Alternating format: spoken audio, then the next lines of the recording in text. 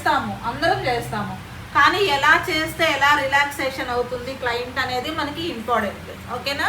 Main pressure points పట్టుకోవాలి. ఆ pressure points పట్టుకున్న తర్వాతే మీరు ఏదైనా వర్క్లోకి వెళ్ళాలి. క్లయింట్ దగ్గరికి క్లయింట్ ఎలా రిలాక్స్ అవుతున్నారు, మిర్రర్ ముందు కూర్చున్నారు క్లయింట్ ఎలా రిలాక్స్ అవుతున్నారు. సో వాళ్ళ ఫీలింగ్స్ అన్నీ కూడా మీరు మీ అయితే మీరు క్యాప్చర్ చేసుకోవాలి.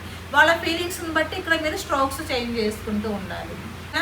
సో హెడ్ మసాజ్ ఎలా చేసుకోవాలి, స్టెప్స్ని ఎలా ఫాలో అవ్వాలి, సో క్లయింట్ని ఎలా రిలాక్సేషన్ చేయాలి, ఫస్ట్ ఇవన్నీ కూడా మనకి చాలా చాలా ఇంపార్టెంట్.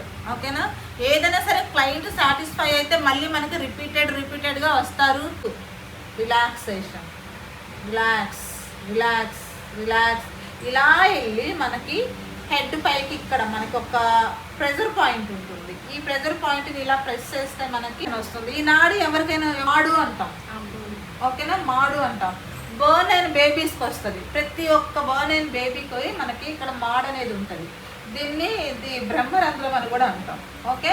సో ఇక్కడ అనేది మనం లైట్గా ప్రెస్ చేస్తే ఎక్కడికో మనకి రిలాక్సేషన్ అనేది వచ్చేస్తుంది.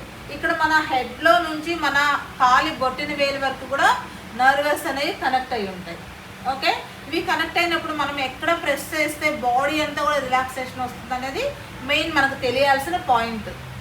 మనం వర్క్ ఏదైనా చేస్తాము, అందరం చేస్తాము. కానీ ఎలా చేస్తే ఎలా రిలాక్సేషన్ అవుతుంది క్లయింట్ అనేది మనకి ఇంపార్టెంట్.